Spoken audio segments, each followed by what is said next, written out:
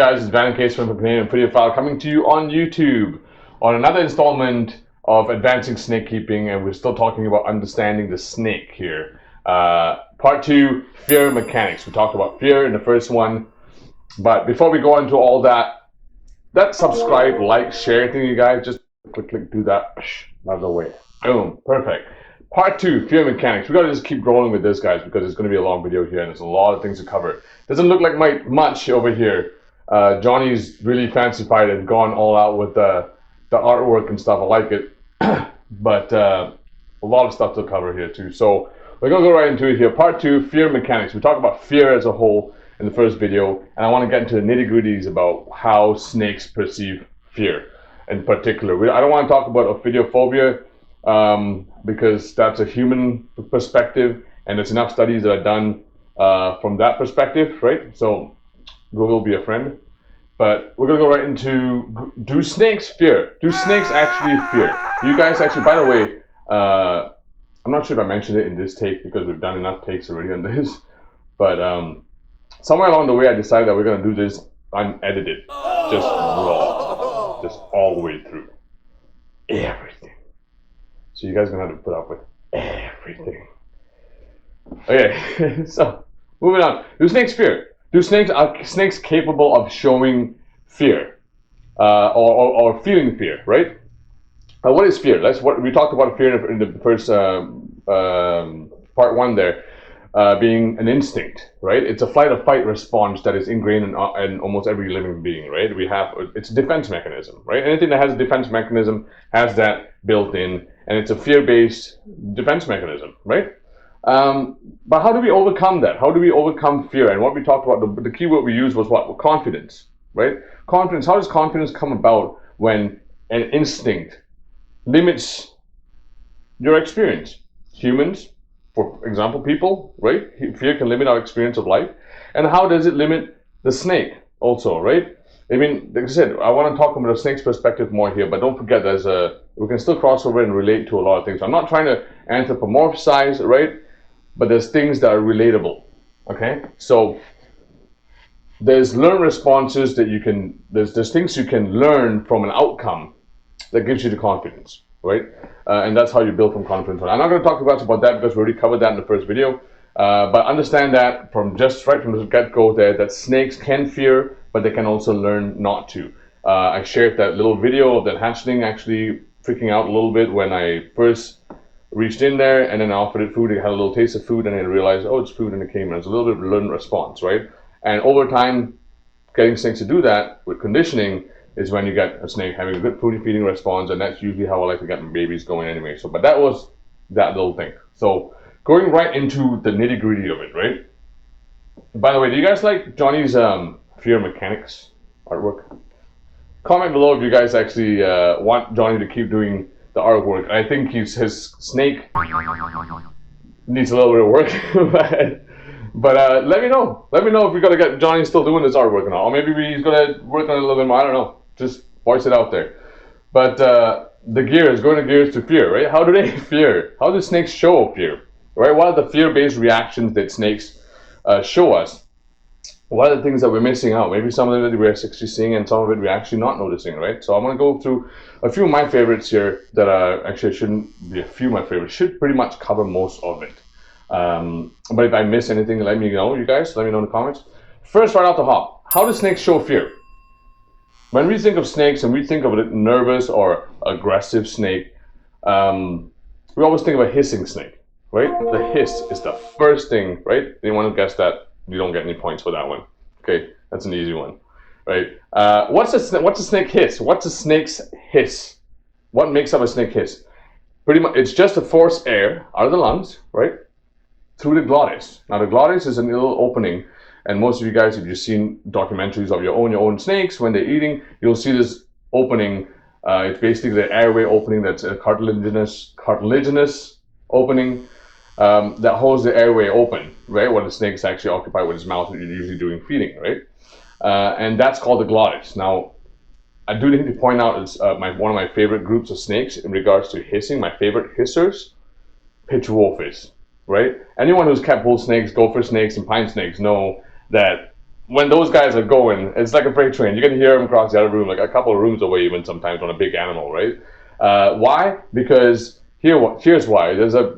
And this is a perfect picture. I always try to show people this. It really shows why they've adapted, and had this adaptation, and it's basically a cartilage that is in front of the glottis that amplifies and creates more of a resonance. But don't forget, guys, like just like how human beings, vocal cords, differences in our little in our airway, right, and the little nuances in the linings, right, the walls, the airway linings. I want to say the skin membrane, but it's the inner skin membrane. But anyways, without getting too technical of what is actually called, I'm trying to think of the actual. I should know this because I'm a vocalist, but every little bit changes the sound, right, of a hiss. So even minus the pitch wolf is with the cartilage in there that actually amplifies and all there. Snakes actually will have different timbres and tones sometimes too. So you'll have the regular hiss. Some species will have a very low guttural hiss sometimes, you know. So there's slight differences too. You got to keep that in mind, right? And it's really cool. Some snakes, man. I had a Ptyas carinatus briefly, and when those guys, it's a growl. They sound like king cobras when they hit. It's a growl. It's very guttural. It sounds really cool. It makes you think twice when you're going to mess with an animal like that if you come across it in the wild. But anyways, without ranting too much about one of my favorite species out there, I'm going to go quickly into the next thing that when people think about how do snakes show fear. What's the other response? By the way, quick backtrack, hissing. Is it a flight or fight response? Is it a response where it's like I'm going to stand my ground and I'm going to hiss at you to scare you, or is it I'm going to run away and hiss? Snakes can do that either way, right? Right? So it can be a flight or fight response. I just want you guys to just kind of keep track in your mind about the differences with some of these responses, right? That's how snakes react. Now the other favorite one, what I like to talk about is, along with hissing, a lot of snakes also tend to, because of the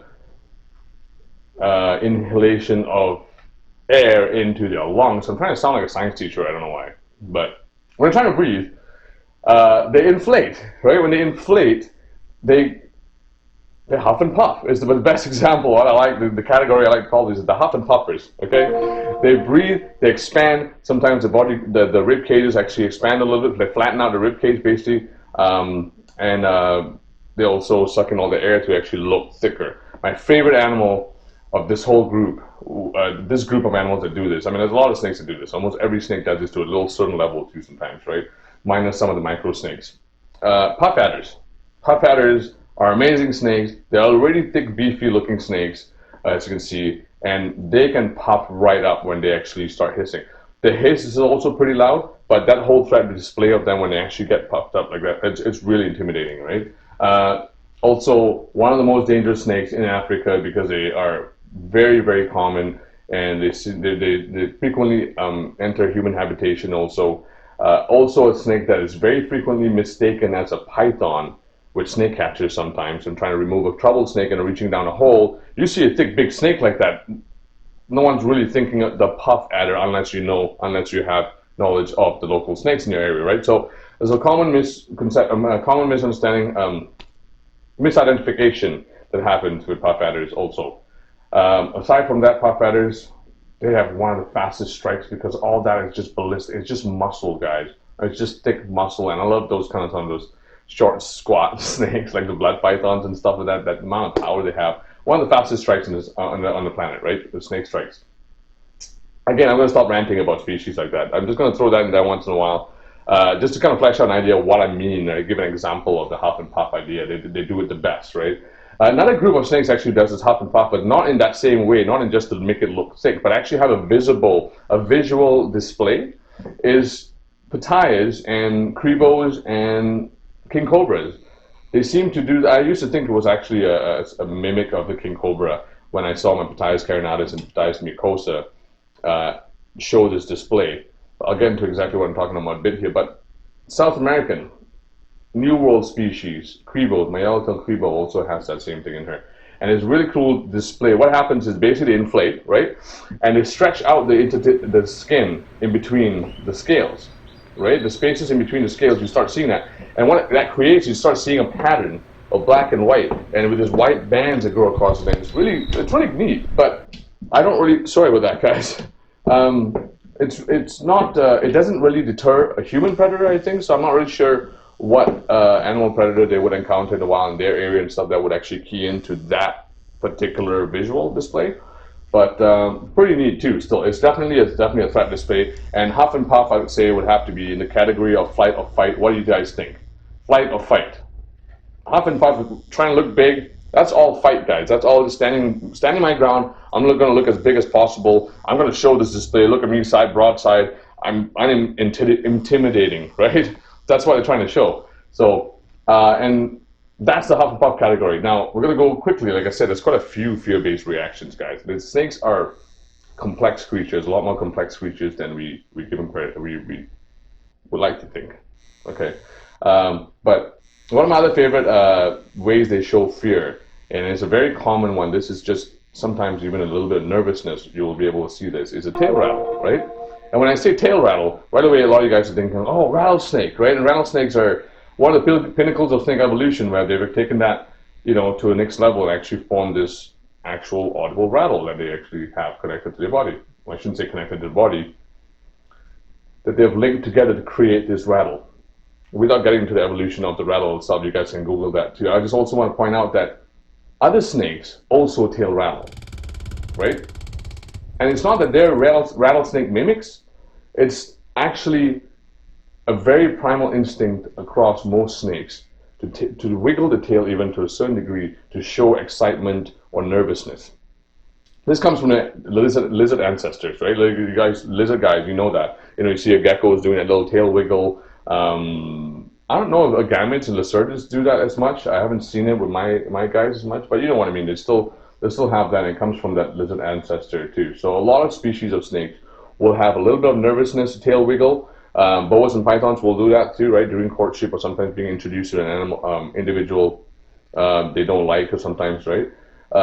Colubrids, most definitely you'll see that. And one of the best examples throughout the board, with rat snakes being one of my favorites for showing the tail rattle, right? And king snakes. Don't forget the Lampropeltis group too is another one that's like this perfect. Because they're usually found also in vegetation and in ground, where even the sound of the ground will amplify it a little bit more too. If you put that same snake in a bare surface, it's just moving air, right? It needs something to create that sound, and that's why it's amazing to see snakes do that. And then where rattlesnakes have taken the evolution to the next step, right? So really cool. I love rattlesnakes, guys. So I just got to go a little bit about them. But so that quickly on tail rattling, right? It's just a little nervous display. Sometimes they can be doing it, when they're ready to bite you. Sometimes just before you see other signs, you'll see the tail rattle to begin with too. It all depends on the species, right?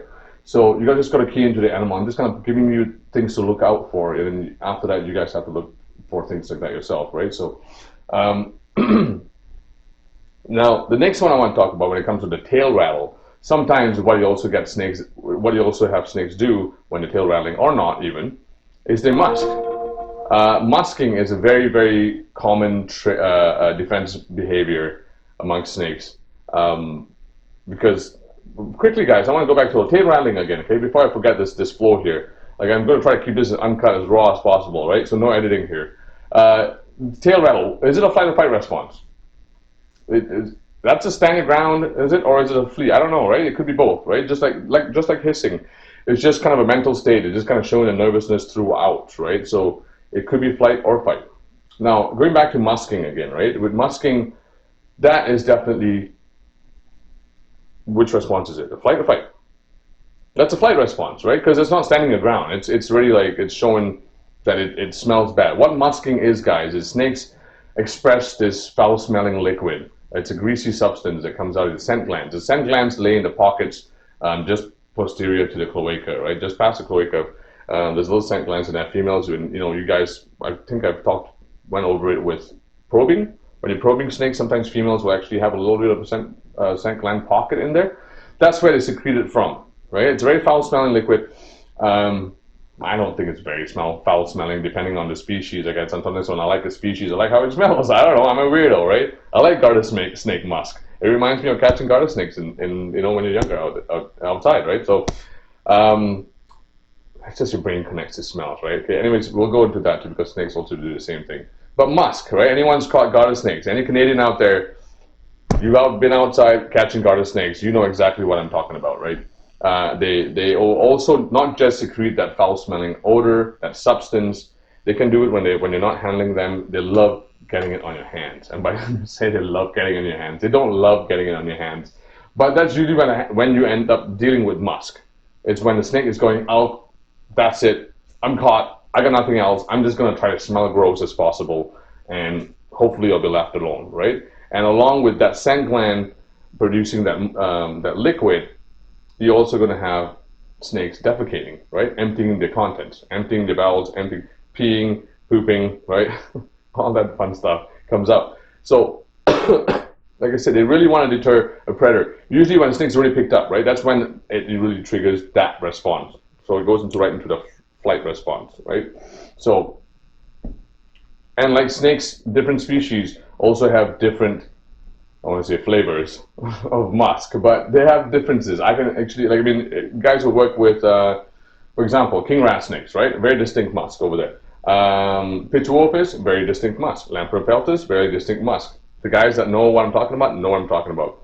The guys that don't know what I'm talking about probably think I'm crazy smelling snake musk, but it's cool. Because you know what, guys? Snakes live in a pheromonal world, okay? They live in a world of smells.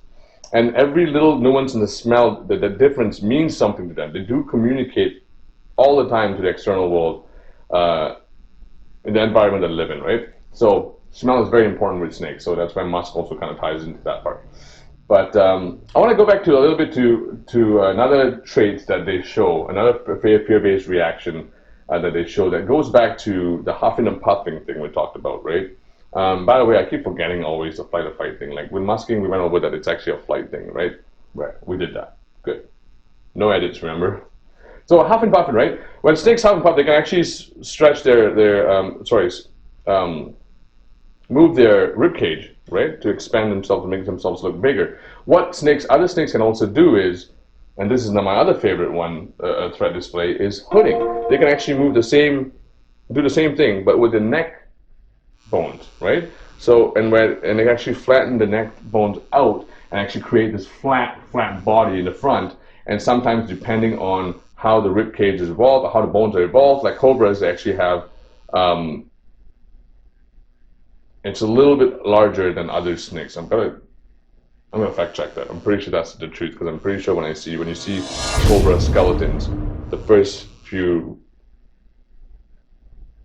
ribs are curved backward, so they're a little bit longer than the rest of the skeleton. So they can actually hood up wider, right? The monocles cobras, spectacle cobras, and stuff like that. Hognose snakes can also do the same thing, right? Giant hognose will do that. Western hognose will also do that. So they just flatten out neck. Of course, false water cobras also do that. So they have a lot. Again, the same idea. They're trying to create that flat, bigger body image, right? Not just focusing on the body part like the puff adder does, but just on the neck, and then they rear up, right? So they actually give a bigger, intimidating threat display. And of course, that is definitely a fight response, right? When a cobra is doing that to you, it's keyed into you, and it's 2 steps away from launching a strike, right? So keep in mind, these are various factors, different things that snakes can use at different times based on how they react with you or anything that's affecting them and triggering these responses, okay? Another favorite one, actually, and this is talking about hognose here too, is snakes that play dead. And there's Western hognose, Eastern hognose. Everyone knows about those snakes. If you look up snakes that play dead, hognose snakes. But another lesser known snake that also plays dead is the wrinkles cobra. Those guys are dangerous enough as it is because they're an African spitting cobra. They also play dead. So guess what? Lots of accidents happen. I have this gum in my mouth still.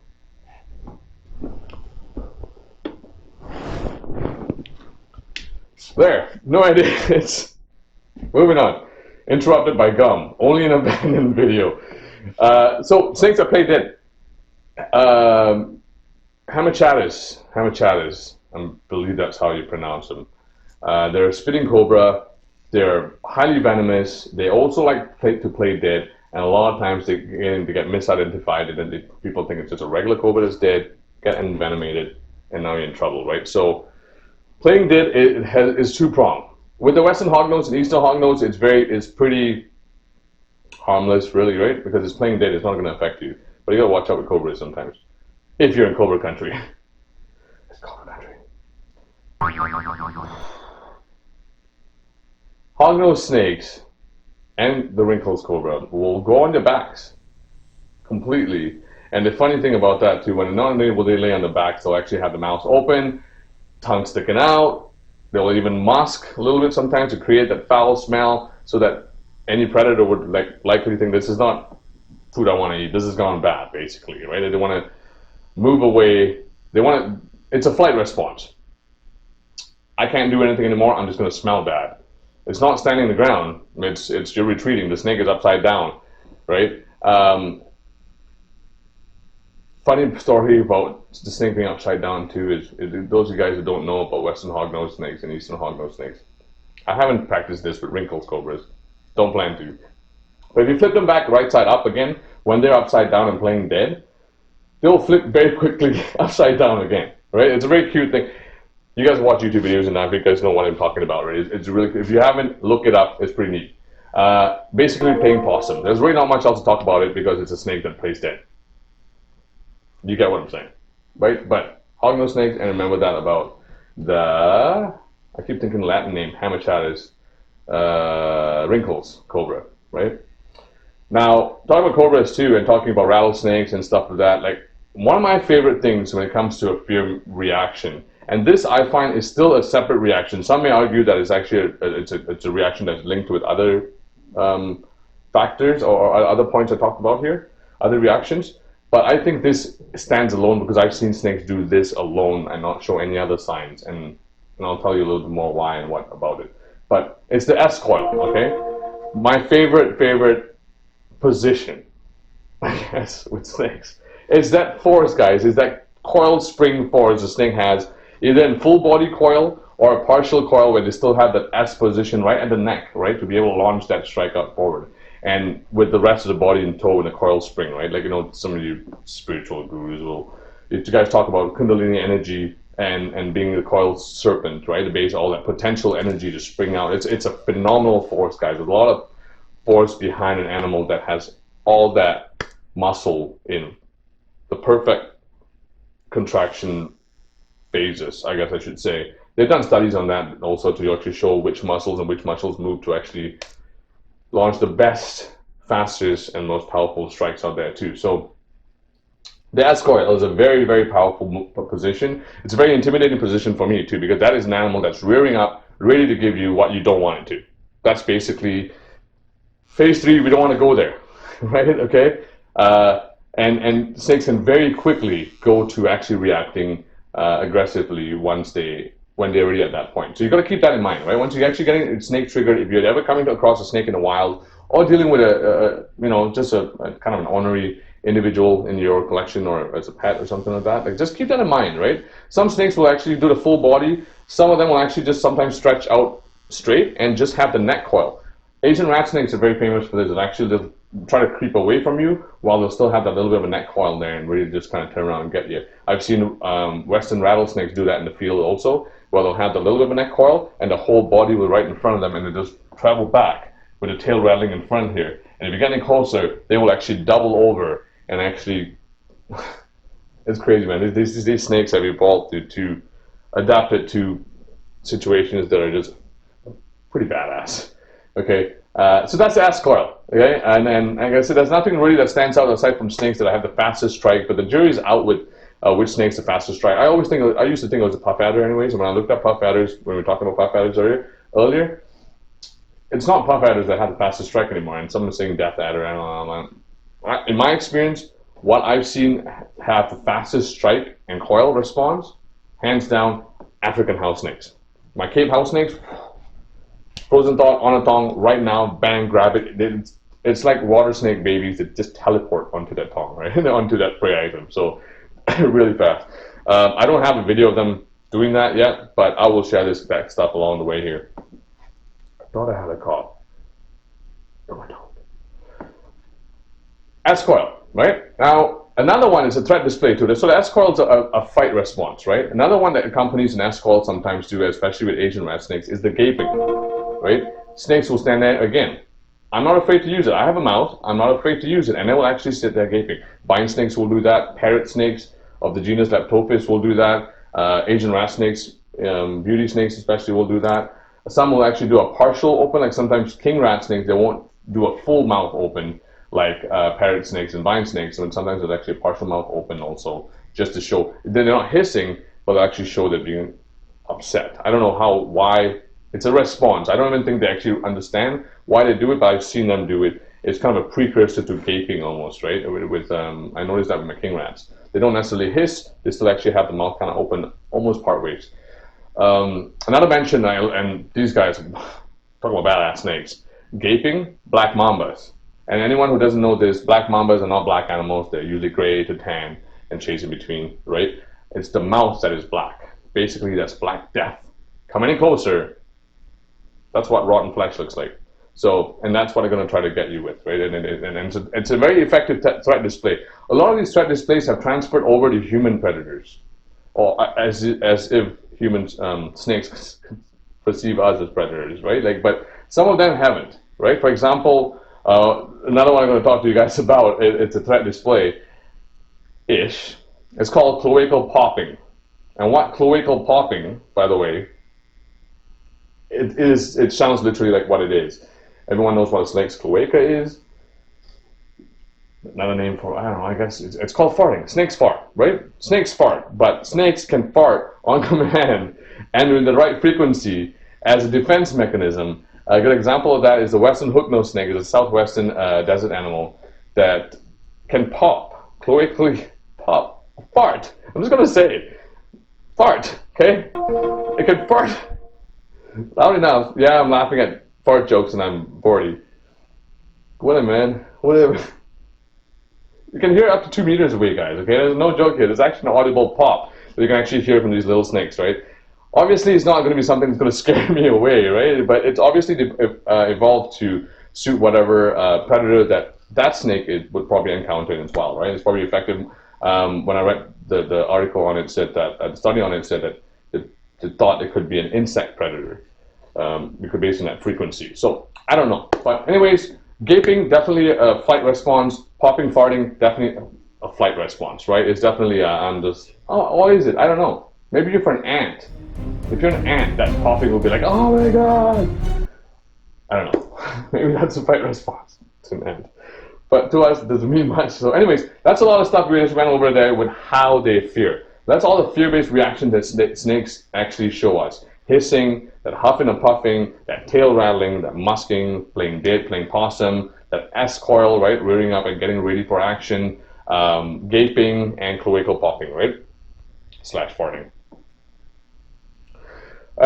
So that's a lot of stuff we have to key into. There's a lot of things to keep in mind, guys. And I have to add that you may or may not see all of these at a time, or any of these. It all depends on the situation and the species of snake, right? Like some snakes may not show any of those and only show one reaction. Like I think the western hooknose, I'm not sure they might hiss. I don't have enough experience with them. I just read that article on them, I have to admit. But most of these snakes will show combinations of the different methods, right? The different fear-based reactions, right? It's just up to us to kind of key in and know the levels and how we're triggering this animal and how not to trigger this animal mainly. That's what we're trying to do. We're trying to not trigger these animals, right? We're trying to see the signs so we know what to work with and what we're working against, right? So now those are all fear-based reactions, and let's go a little deeper. I want to get a little deeper. That's this whole series is all about advancing stuff, is going deeper, right? What causes those reactions? What are the triggers? What are the sensory organs? How do snakes sense the world, and how that translates to fear? Touch is the biggest one, right? The first thing most people know about snakes, they don't want to be touched, right? I'm not saying they don't want to be touched, as in, yeah, they don't want to be touched by us because we're still predator, right? We're not companions yet. Some people have developed bonds, I don't know. The science is out on that yet. I believe snakes can still recognize individuals. I don't know they actually can bond with them. That's a little bit drawing the line to anthropomorphism with me. But touch sensitivity is definitely a thing with snakes because they're thicmotactic animals, guys. Thicmotactic animals, meaning that they always have to be touching something. They love being touched. They love touching or being against something, right? They feel most comfortable when they're against tight corners, right? That's why we always give snakes hides, right? Somewhere where they can feel snug and comfortable. You don't want too big of a hide, something small. That's why when we're shipping snakes, we pack them in smaller containers. That's why when we're or shipping bags and things like that. So it's a one sec, guys. Thirsty. So snakes are very, very sensitive right from snout to tail tip, right from the start to the end, like right from the rostral scale to the tail tip, right? I want to talk about the sensitivity based in different groups here, okay? Because there's levels of sensitivities in parts of the snake, even when it comes to touch. They're all responsive in all parts, but I want to go through details about which parts and what it does. I'm going to start with the head first, right? Snakes are most sensitive with the head, guys. Okay, anyone knows that when you're dealing with animals, most animals, aside from a few animals, like say birds, for example, bird of prey, sometimes you actually, when the heads are covered, it's not that they feel secure, they just go into night mode almost, right? I guess I don't know. I'm not a falconer. Maybe someone who knows enough about bird of prey can actually tell me why bird of prey actually get comfortable when they actually cover their heads. But most times when you're trying to restrain an animal in the head, they don't like it. They don't like it at all because, and especially on a snake, when a snake's only defense mechanisms all lie in the head, that's bad news for a snake. That's predator right now. I'm going to die in a couple of seconds. I got to do something. All stops come out. You're going to see all those fear reactions come out sometimes, as much as possible as much as a snake could try to get it out, right? So try to leave, if you're dealing with, you try to handle your snake and it's still nervous and stuff, like always be careful and be extra sensitive around the head area. It's not impossible to get a snake desensitized to actually be able to touch a snake's head. You've seen that lots. You've seen snakes that are actually desensitized to that touch. It takes time, it takes conditioning, and that'll be future videos. But for now, we're going to just talk about the head and defense mechanism based on a fear-based reaction here now, okay, right? So head, worse, pulls out all the stops, all defenses come out, you don't want to go there.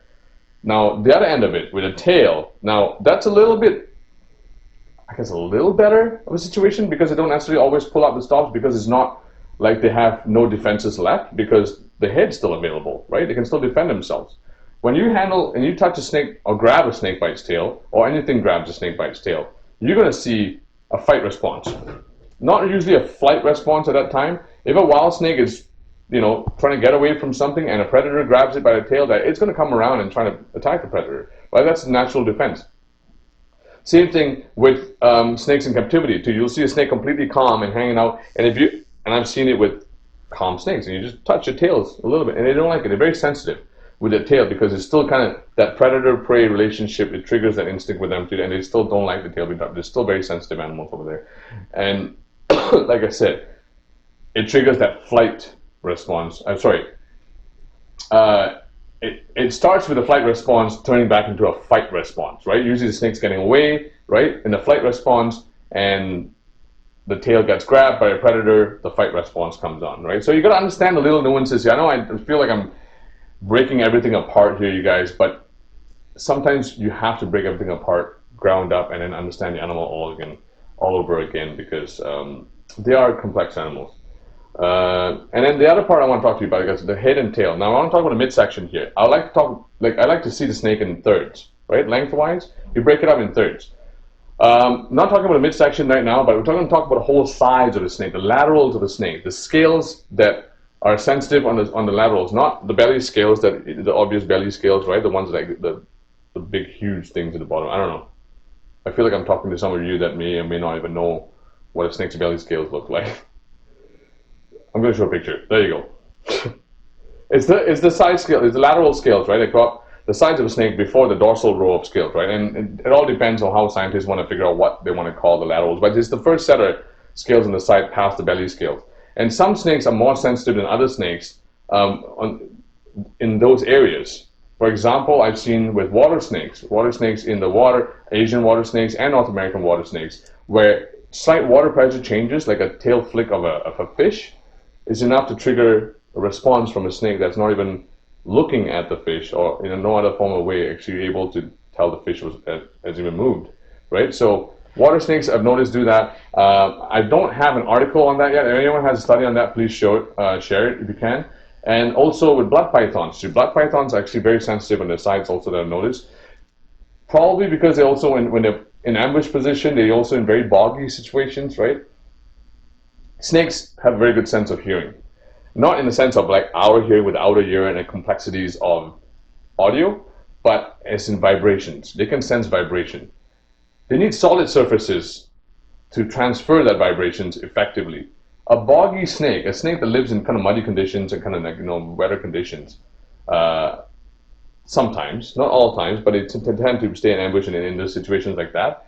They don't have a lot of transference of vibration. So if there's something moving by, or either prey or a predator movement, I have no clue, right? So they have become more sensitive to, because of that water has a little more, they can actually tell pressure changes a little easier with the side. And this is purely, I'm going to point out here that, again, these two things with the water snake and the blood python is purely my observation, guys. I don't have a study to back that up. That doesn't mean that isn't one already out there to do with that. I just have to ask a couple of good friends of mine. But also maybe that's something that needs to be researched a little bit too, because definitely guys who keep blood pythons can know what I'm talking about, and definitely water snakes too, right? So that's the laterals of a snake sensitivity. Now, the other part, we talked about belly scales. Let's get back to the belly now. The belly scales, I like to handle a snake right from the here.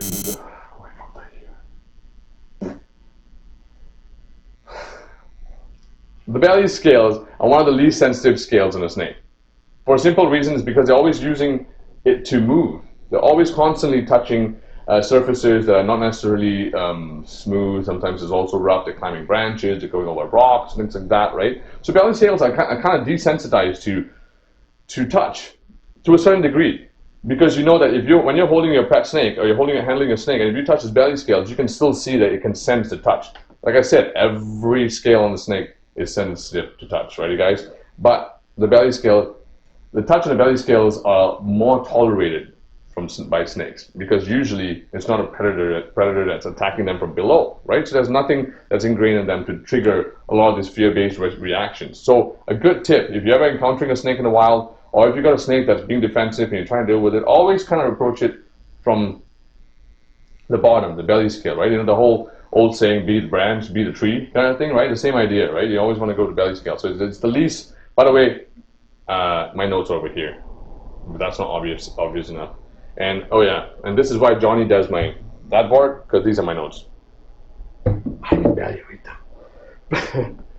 So that's the I guess the four components of touch that I like to talk about, right? The head, the tail, the laterals, and the belly, right? If anything else, you guys want to mention too, like the dorsal scales are, I guess, I consider them the baseline sensitivity. Some snakes are sensitive, some snakes are not very sensitive on the dorsal scales also, depending on the species, right? They've also done, I also want to mention, as far as touch goes and scale goes, there's new science out there about apical pits. If you guys have not heard about apical pits in snakes, I want to show a picture here of my Korean rat snake here, where it's the first time I actually kind of asked the question, like, what are these things for? And I asked a couple of friends, and I found out that they basically, in 1981, they did a histology to find out what's behind the scale and what's behind these apical pits. Basically, those two little red dots you can see over there, right? They're like depressions on a snake, and it's also colored a little differently. I'm not sure it's because that she's an albino. I still see it on a normals a little bit. But they're trying to figure out that maybe there were pressure sensors, right? Maybe there's something more to it.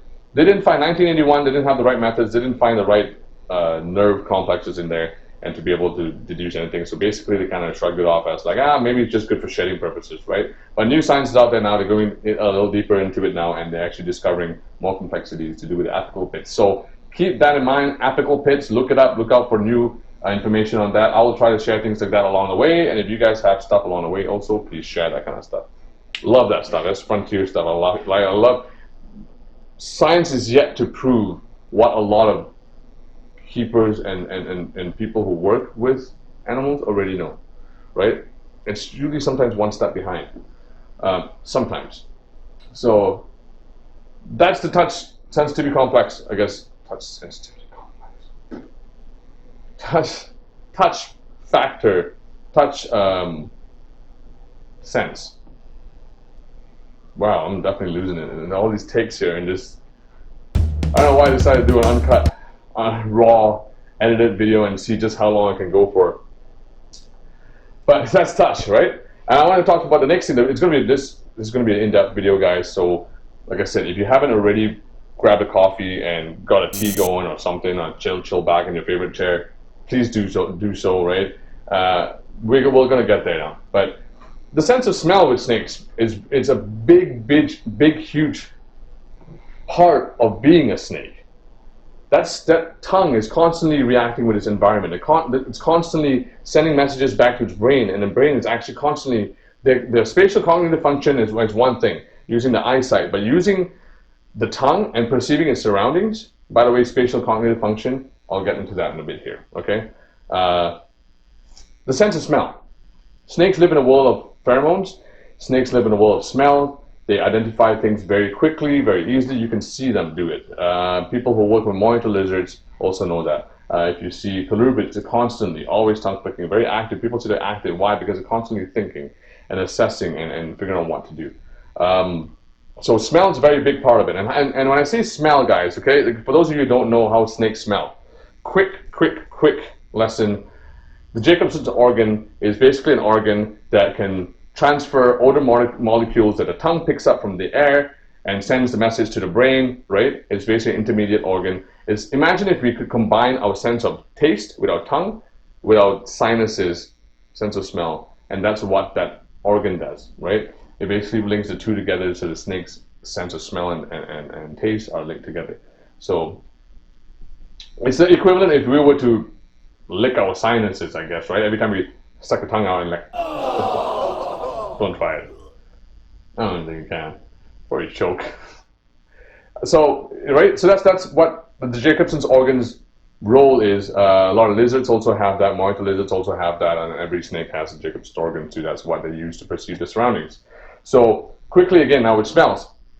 Air transfers over to pheromones, guys, okay? When I talked about musk earlier, when I mentioned musk and how different snakes have different musk and all that, they can also have that musk not smelling foul, but actually to attract mates, right? Males will actually will, and I can't see it, but males, when they actually get into a female stuff, they'll actually raise their tails up, and they do emit a smell, and those females, right away, they know that the males are around, and they got it. It's not like a spraying. I've never seen it happen. It's obviously a fine little bit of liquid that is pungent enough that it gets into the air and diffused into the air really fast, and the females pick it up really fast too. So on a subtle level, all these little things are happening, guys. Like don't miss these things. Okay, this is what's going to enhance and enrich your experience with the animal when you start actually picking these little things out here. So snakes that live in a world of pheromones. Now that they attract, and they all can also what's all these that attract? Dispel? Why am I brain farting here? I don't know. Good now, right? You know what I'm getting at. So pheromones, right? And I want to talk about, when I talk about pheromones on our sense here, we're going back to, again, everything has to relate back to fear again. How is that related with fear, guys? Fear is a pheromone. We emit a different pheromone when we start acting fearful. Animals, when get anxious and stuff like that, we do put out a different pheromone out in the air. Animals pick it up. Sometimes humans pick it up, sometimes we don't. We have a very, very dull sense of smell now. We've not even, from what we should know, we understand things on a very subtle level. With interacting with each other as social creatures. Pheromones still do come into play, but it's very subtle. With snakes, it's huge. It's a big part of their existence, right? So fear is a pheromone. So when you're dealing with a snake and you're actually feeling anxious and fearful, that snake will be able to pick it up, guys. This is simple science, right? This is nothing. If you're standing there afraid of that snake knows you're afraid of it without you doing anything else. You're putting it out there, bruh, right? Straight up. So if you're encountering a snake in the wild, and if you need to deal with a snake in the wild, especially, let's say a problem snake, a troublesome snake, or if you're dealing with an individual in your collection that's being a pain in the butt, you have to calm yourself down. People who work with horses know the same thing too. You can't be excitable if you're trying to calm a horse down, or even training a dog and stuff. You have to get yourself calm and not in a fearful state to get the animal to cooperate sometimes. Right? And that's where it comes into confidence and knowing the outcome and all that kind of jazz, right? So that's how you will learn to handle animals, whether it's a wild snake or whether it's a captive snake, right? So that's very important. Sense of smell of snakes are very, very important, guys, okay? It's a big part of their existence. It's the most developed part, I think, in my experience, because they have a specific organ dedicated to that, right? the Jacobson's organ. So now, the other sense I want to talk about too, and this is very predominant in colubrids, especially in the species that I love keeping, is the sense of sight. And I want to talk about spatial cognitive function because, and those of you who don't know what spatial cognitive function is, spatial cognitive function, this is a long video, my tongue is getting. Spatial cognitive function is, what it means is basically the animal's ability to perceive its surroundings as quick and fast as possible, right? They can take a picture of this, what's happening in this room, and right now they know what's happening. They've done studies with bonobos, I believe, or chimpanzees, when how the recognition is fast enough, but they throw a set of numbers in front of a screen for like a second or half a second, and boom, it's gone, and the chimp has memory of it, and it can actually, or a bonobo, I think. There's a Japanese professor that did that study. Anyways, really cool stuff. Spatial cognitive function is very, very heightened or fast in a lot of sight hunting snakes, especially.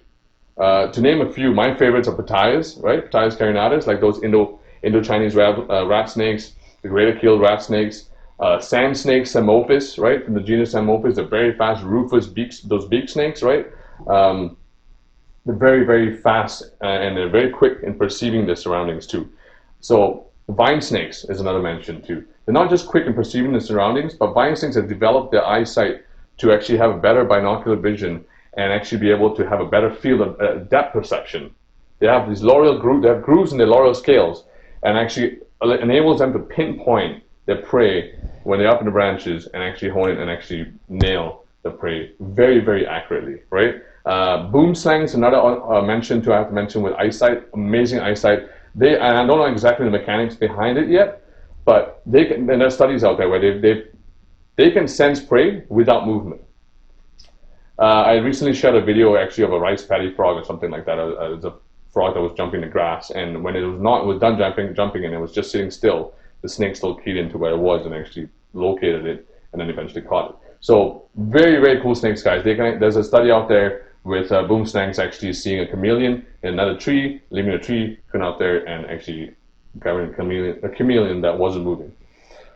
So a lot of neat little things, guys. Snakes, there's a lot of things to do with them, okay? There's a lot to do. A lot of things going on here with snakes, right? And we just have to take that step. Just take that moment and to kind of key in and just like understand, like I said, understand what's happening here, especially on the fear-based reactions, right? We need to understand how to eliminate this part first, right? Because then we can start leading them over into the confidence side of things, and then where the animal actually is, it's easier to deal with in captivity, because at the end of the day we're still talking about the hobby and captive snakes here, right? Some of you might take this and actually use this in your field herping, but if you're field herping, you already know what you're doing with the snakes and stuff like that. But in captivity, sometimes people are not sure. Oh my God, I have a snake. I had it shipped to me. It's tail rattling. I don't know what to do.